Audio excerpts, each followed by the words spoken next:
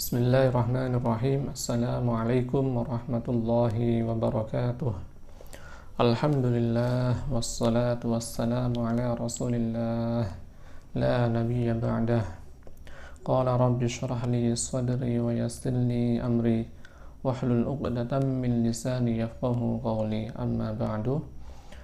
Anak-anakku semua, para santri Pondok Pesantren Al-Latifiyah 2 Al-Wahabiyah 1 Bahrul Ulum dimanapun berada, kita lanjutkan kajian ilmu tauhid.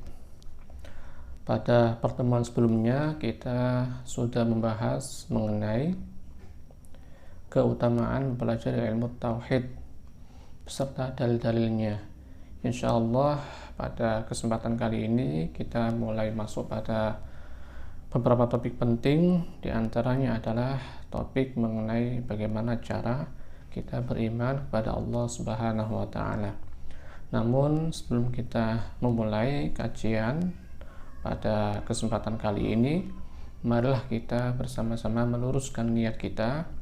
Kita ngaji semata-mata mengharapkan ridha dan bimbingan dari Allah Subhanahu wa taala.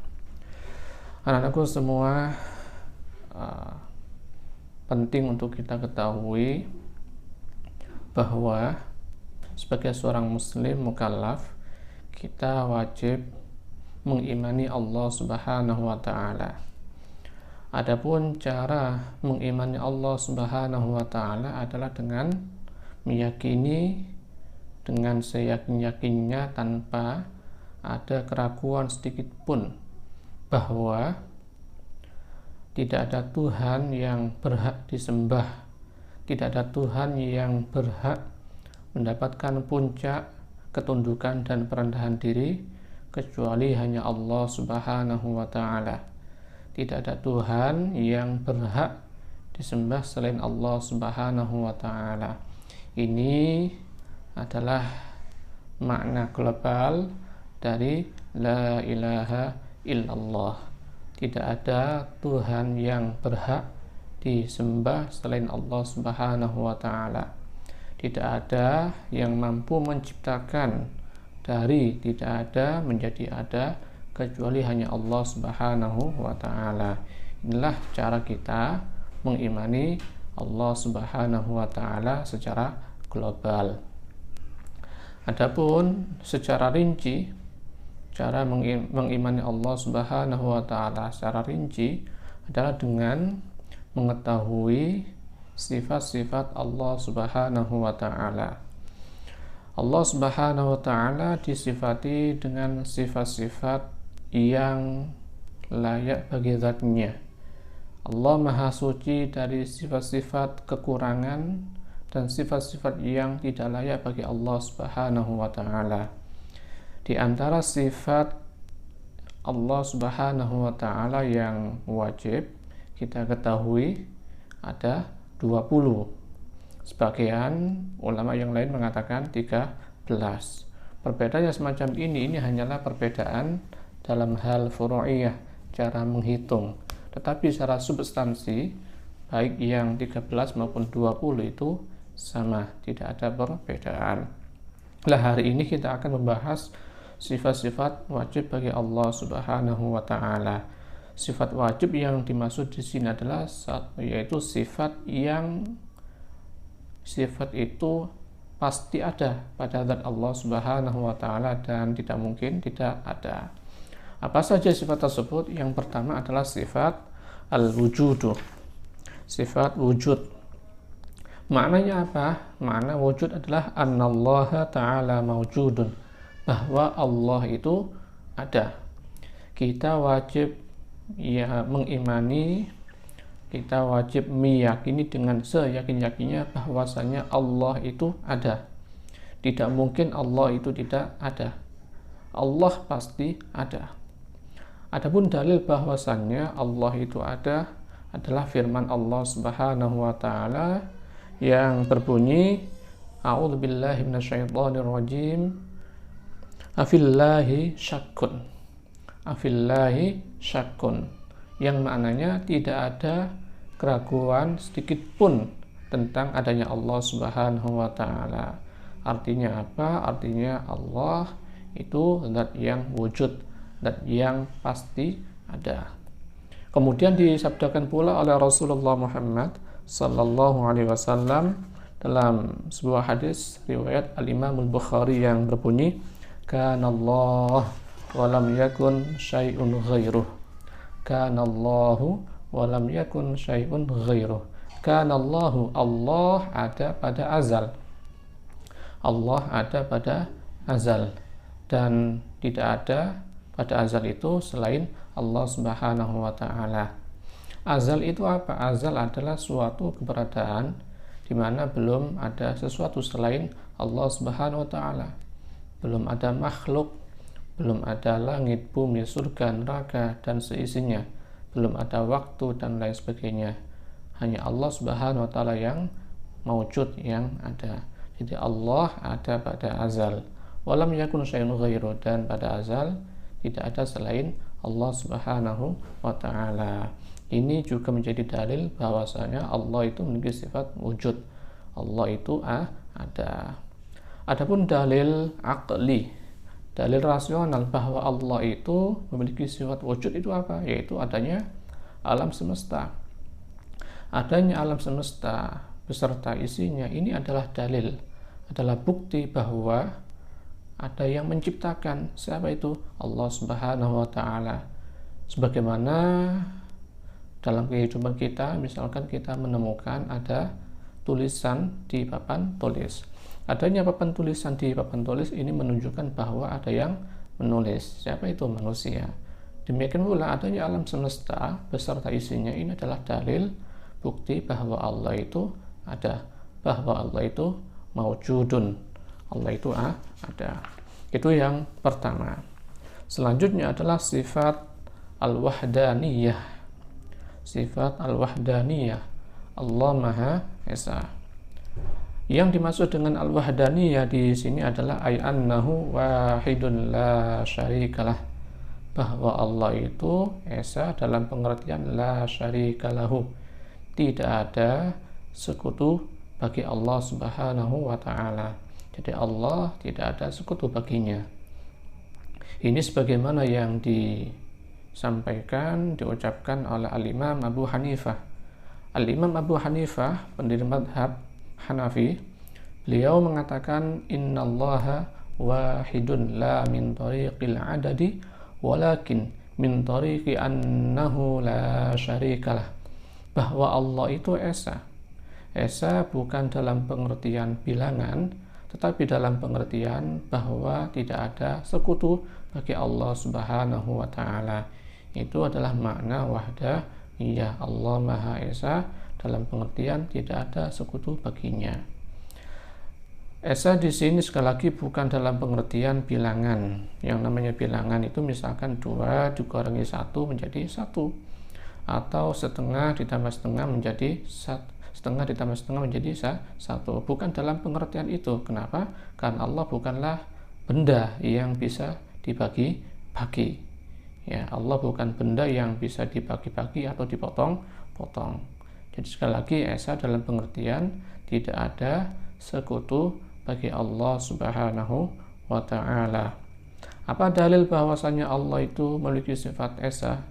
Yaitu firman Allah Subhanahu wa taala, "Lau kana fihima alihatun illallahu lafasadata."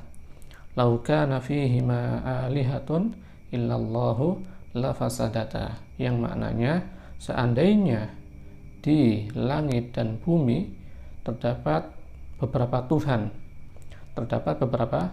Tuhan selain Allah, lafasadata, niscaya langit, bumi dan seisinya pasti akan hancur, pasti akan rusak. Lah hari ini misalkan kita saksikan bahwa langit masih utuh, bumi masih utuh. Nah ini berarti apa? Menjadi dalil bahwa Tuhan hanyalah Allah Subhanahu wa taala.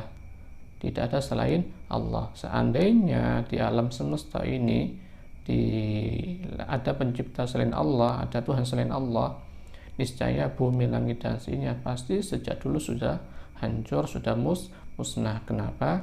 Karena bisa jadi dimungkinkan Tuhan yang satu menghendaki langit ada, sementara Tuhan yang lain menghendaki langit tidak ada. Akhirnya kemudian salah satu di antaranya pasti ada yang kemudian menang atau ada yang kalah, dan hal itu mustahil. Ya, menang kalah itu mustahil kemudian ada pada zat yang diklaim sebagai Tuhan. Nah, dari sini kemudian kita simpulkan bahwa karena faktanya memang bumi, langit, dan seisinya ini adalah hari ini masih kita saksikan tidak musnah, berarti kesimpulannya apa? Bahwasannya tidak ada Tuhan selain Allah Subhanahu wa Ta'ala. Seandainya ada sekutu bagi Allah, niscaya alam semesta ini pasti akan musnah, pasti sudah hancur sejak dahulu kala. Itu adalah makna wahdaniyah, Allah Maha Esa. Yang berikutnya adalah sifat al-qidam. Sifat al-qidam maknanya adalah ay annahu la batida'a liwujudihi, bahwa Allah itu tidak memiliki permulaan. Wujudnya Allah, keberadaannya Allah itu tidak memiliki permulaan. Jadi Allah ada, ya, Allah ada, dan adanya Allah Subhanahu wa Ta'ala itu tanpa permulaan. Berbeda dengan makhluk. Kita sebagai manusia awalnya tidak ada, kemudian bapak ibu kita menikah, kemudian lahirlah kita, ya, lahirlah kita. Jadi awalnya kita tidak ada, kemudian menjadi ada, sehingga apa? Kita memiliki permulaan. Segala sesuatu yang ada di alam semesta ini semuanya tanpa terkecuali memiliki permulaan.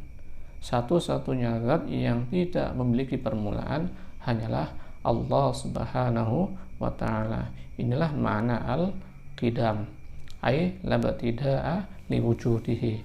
Tidak ada permulaan atas keberadaan Allah Subhanahu wa Ta'ala.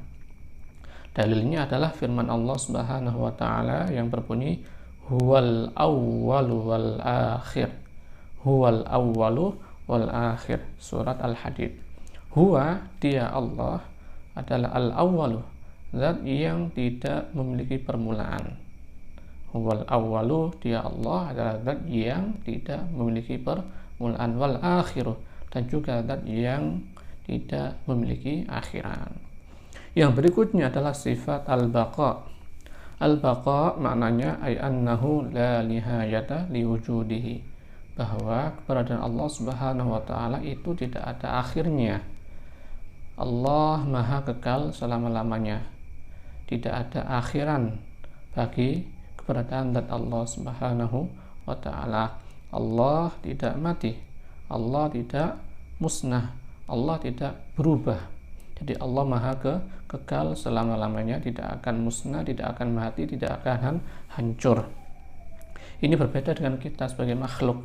Kita sebagai makhluk pasti akan musnah, pasti akan hancur. Ya, satu-satunya zat yang tidak akan musnah, yang kekal selama-lamanya hanyalah Allah Subhanahu wa Ta'ala. Jika ada pertanyaan, misalkan apakah itu berarti kemudian Allah sama dengan surga dan neraka? Sebagaimana yang kita yakini bahwa surga, neraka itu juga kekal.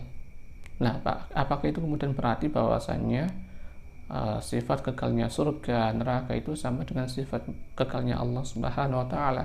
Tentu jawabannya adalah tidak.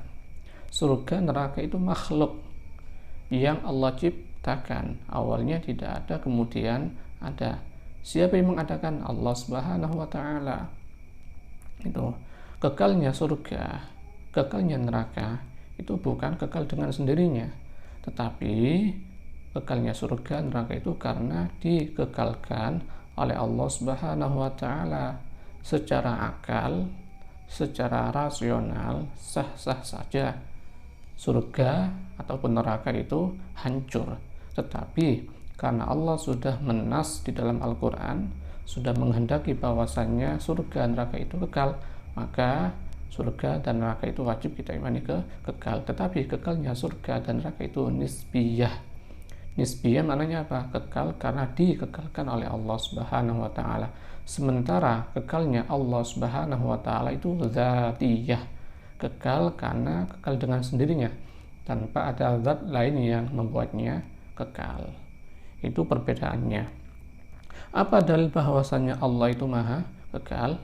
Firman Allah Subhanahu wa taala yang berbunyi wa yabqa wajhu rabbik.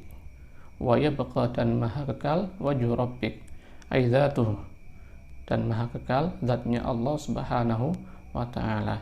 Ini adalah dalil bahwa Allah maha kekal. Anakku, demikian untuk kajian ilmu tauhid pada kesempatan kali ini. Mudah-mudahan bermanfaat. Insyaallah kita sambung di lain waktu. Barakallahu fiikum. Wassalamualaikum warahmatullahi wabarakatuh.